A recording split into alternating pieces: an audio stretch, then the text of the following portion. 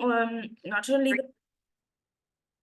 only the clone changes his character, and the normal people also changes their character according to their work, according to their personal and professional life. From this, we can understand we can't judge the people by their appearance. We should know their personal life, and we should judge them. Thank you, everybody, to listening.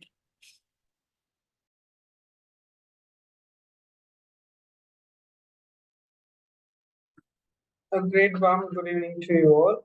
Today I'm going to present about the poem by I Know Why the Caged Bird Sings by Maya Angelou. This poem is one of the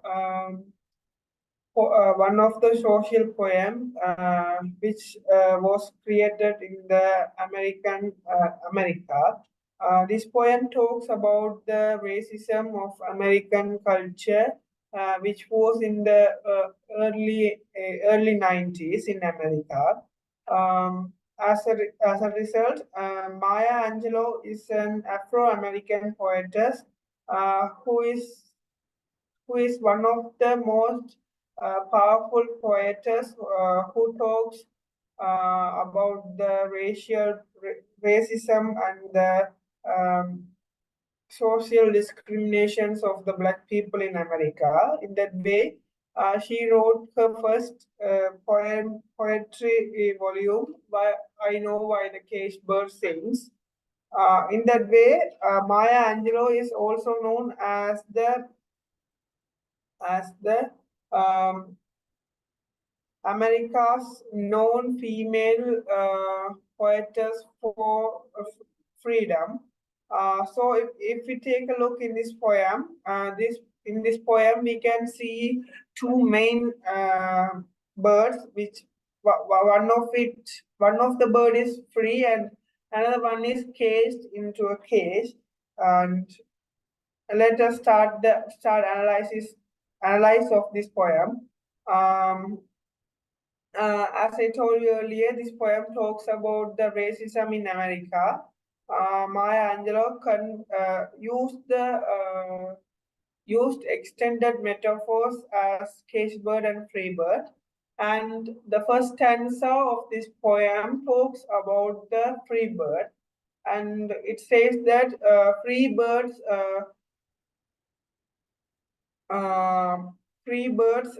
always acts and jumps in the back of the wind, and it can float wherever it can go. And she also says that the free bird dips his wings in the orange sun rays. It says that the bird has the ability to experience the freedom in his life and to experience the natural elements like the rays of suns. And she also says that the free bird claims that the sky is his. And as I told you earlier, this poem is a symbol of the racism. The Free Birds talks about the white American situation. In that way, white Americans are the rulers of America in that time period. So in that time period, they have the luxuriness to enjoy everything in their life, and they are the privileged peoples, and they don't have any bars, and they don't have any restrictions to live happily in their lives. And they performs the racism in a bad manner towards the Black people. In that way, here we can see the use of here we can see that free bird is described to the white Americans. And as I told you earlier, the the caged bird is the reference to the Afro-American people. In that way, The poetess introduces the life of the caged bird in the second stanza of the poem. In that way, she says that the caged bird is in an angry manner and it lives in a narrow cage. We don't have much space to live, and it and the caged bird can rarely see the outer world by the bars of its cage, and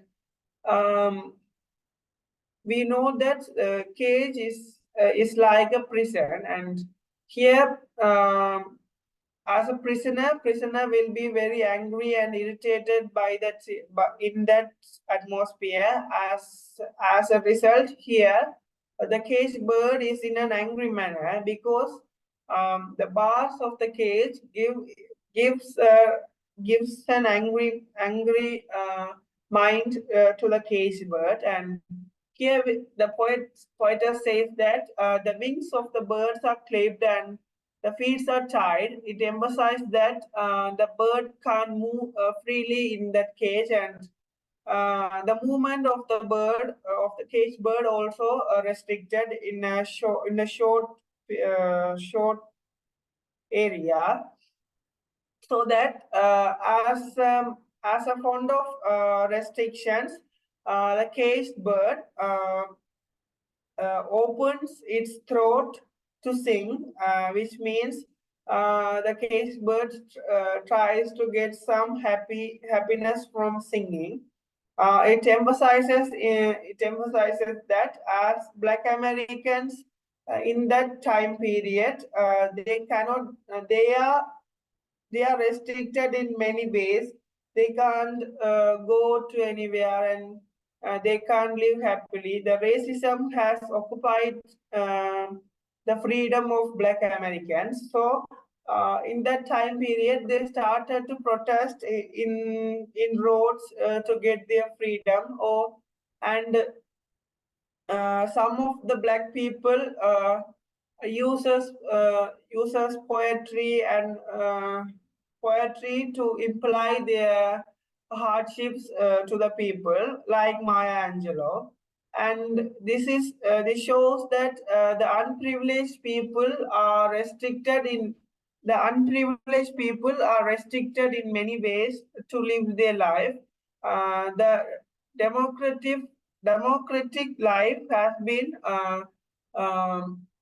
restricted for them because the white people avoids them in the reason of racism. And if we take the third stanza of this poem, this stanza also talks about the caged bird. And in here, poetess says that the caged bird sings in a fearful thrill because the caged bird don't know anything about the threats of singing in that narrow cage, and he also don't know anything about the life of life in sky. And here she also says that the caged bird sings for freedom because he hears some tune from far away. This shows that there are many threats for the bird, and it doesn't know anything about the outer world, and it doesn't know anything about the threats which are going to be faced by him. In that way, as I told you in the first stanza, the free bird gets many advantages and gets many happy surroundings, and it feels the luxuriness of the freedom. So in contrast, here the caged bird cannot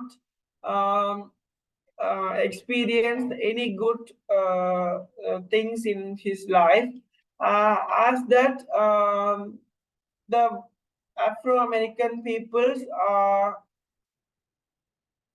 are accompanied with fearful life because in that time period they do not know anything about the laws and the social threats and the social actions of white people, and they started to protest in a fear manner.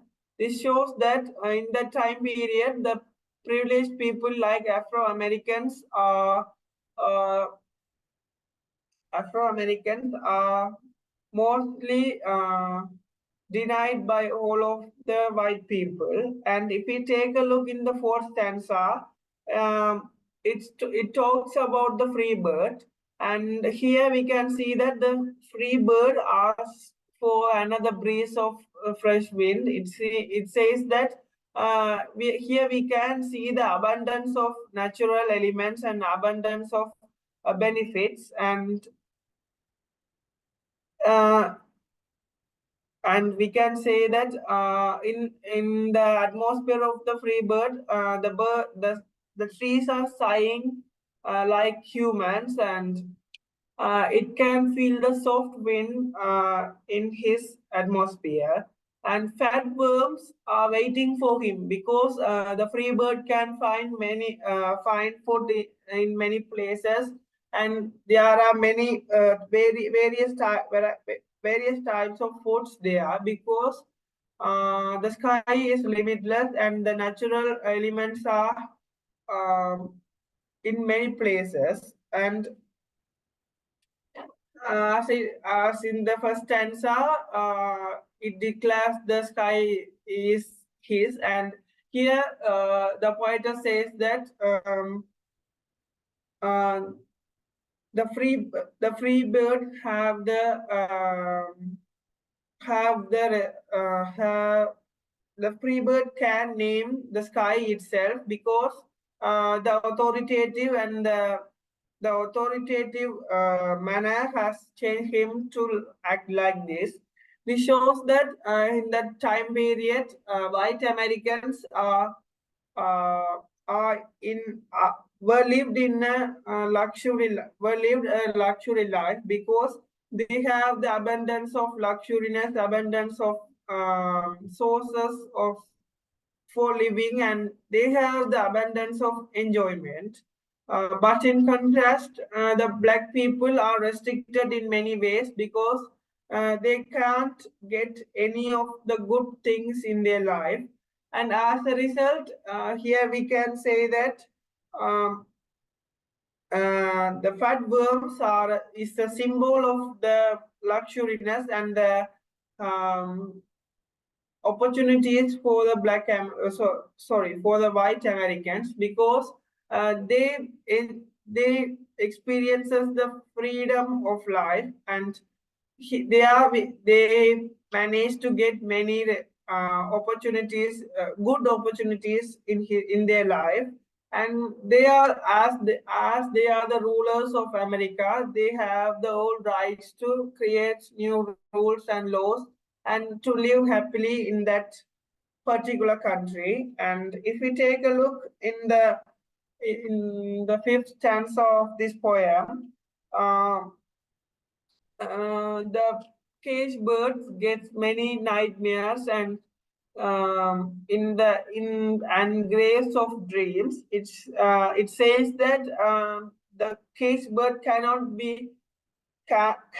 sleep very well in his area because his actions and his happiness are restricted. And here we can see the repetition of a line from the previous stanza. His wings are clipped and his feet are tied.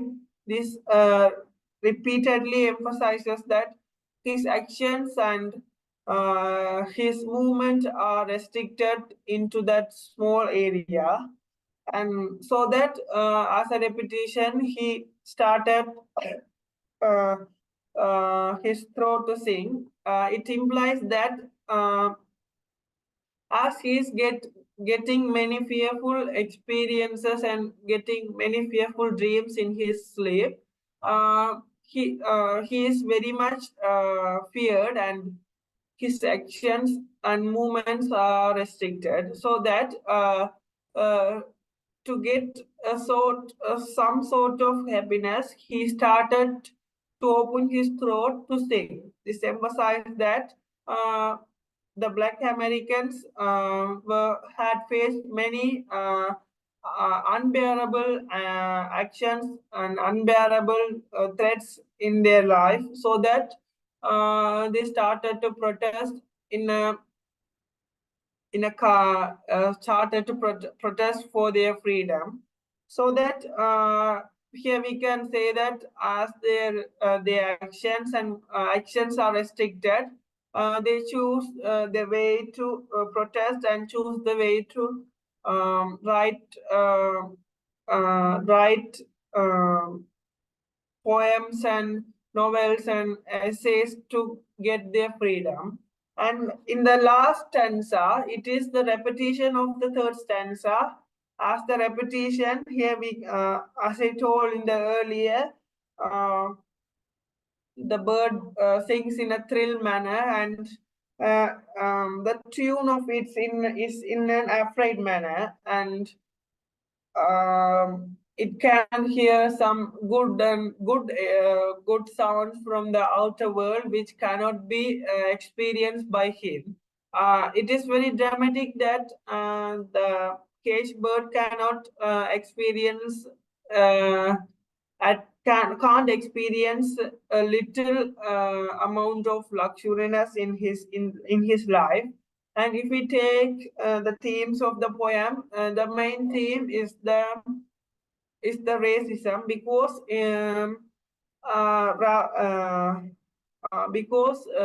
in American culture in that time, white people held the racism on their hand and tried to attack or try to threat the Black Americans, who are the Afro-Americans who lived in America.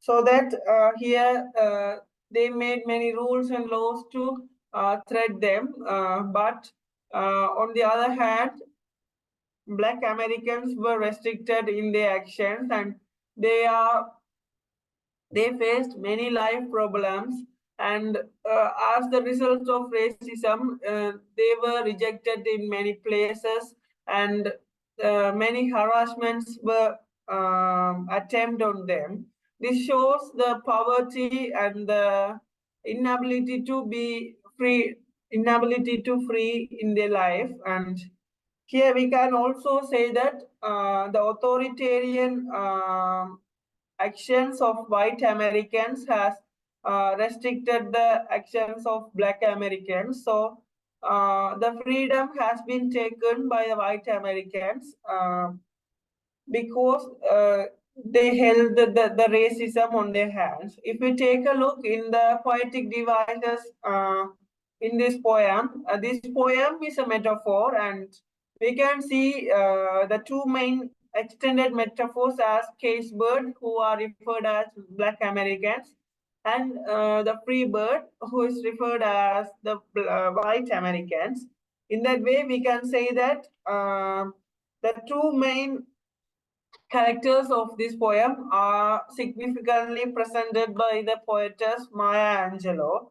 And here we can see also, here we can find some metaphors too, which can, such as his feet are clipped and his wings are tied. His wings are clipped and his feet are tied, and of things unknown. Here, Maya Angelou fluently uses the poetic device metaphor to emphasize the life of cage bird as well as the Afro-Americans. If we take a look of use of symbols, as I told in earlier, the cage bird is a symbol of Black Americans, and the free bird is a symbol of white Americans. And here we, as the phrases clipped wings and tied feet acts as the metaphors. Here we can take them as symbols too, because clipped wings and tied feet symbolizes that the poverty and the inability to live in that place, and the restrictions of living in a country. Uh, um, we can also take a look at as the poor country and the rich country. In the rich country, people get many advantages and many opportunities to live a luxury life. But on the other hand, the poor country is not in a state to compromise the needs of to fulfill the needs of its citizens, and the citizens will face many life problems and life threats in their life. And here here we can also see the phrase sky. Sky is a symbol of free world, because sky does not have any limit to move, and it emphasizes that the free world is much more interesting, because there is no limit for joy and for luxuriness. But on the other hand, here we can also see the symbol, the cage. The cage is a restricted place in a restricted place which restrict the actions and movements of one. In that way, cage, if a person is in a cage, the person will face many problems and threats in his life, in his or her life. It implies that the sky is better than the cage, because um, everyone in the world actually likes the happiness and the luxuriness. And if we take a look in the use of use of imagery, the poetess has used the three types of imagery. One is visual imagery, which presented in many places in the clipped wings and tight feet and uh, grave of dreams and nightmares. And if we take a look in the auditory imagery, we can see that the bird has opened its throat to sing, and sighing of trees. And here we can also see one color imagery, which is presented in the first stanza of the poem. The orange sun rays at sunset, because the color, because the orange rays has filled the wings of the free bird. And here we can also see the main literary device as personification, and the both birds, the free and the caged birds, are personified as he. Here, I think that the poetess Maya Angelou tries to give the human attributes to the bird, because this poem is about the racial actions of the actions of the American culture. And the bird's actions are also personified as jumping, climbing, and longing, and dreaming, as the case bird dreamed a nightmare. And wind is also personified as it has a back, because in the first stanza, the poet says that the free bird placed in the back of the wind, and the and if we take a look in the cage, in the bars of cage rages, the bars of cage are personified as the angerness of the caged bird. And trees are also personified as trees are sighing. Sighing is one of the human actions, as getting breathe in a fast manner. And we can see some sort of sound devices like assonance, alliteration, and consonance. And in this poem, Maya Angelou has used the sound device anaphora in a unique way. She used anaphora in two dictions. One is his and another one is and. And if we take the tone or mood of this poem, we can take it in two ways. One is the tone of free bird. The free bird is joyful and happy, and it has the energy, and it is in an energetic manner. And the positive mood of the free bird has been emphasized by the stanzas of this poem. And if we take, on the other hand, the caged bird's mood is in a negative way, and it is the tone of the caged bird is bitter and pitiful. And we can see that the painful, terrifying, and heartbroken moods and heartbroken experiences of the caged bird. And in the end, I would like to say that the poem "The Caged Bird" by I Know Why the Caged Bird Sings by Maya Angelou is one of the powerful poem which emphasize about the social problems which had been in the peak in the early 90s of American era, which means the racism and the social discrimination towards the Afro-American peoples. So thank you all for listening me. Have a nice day. Bye.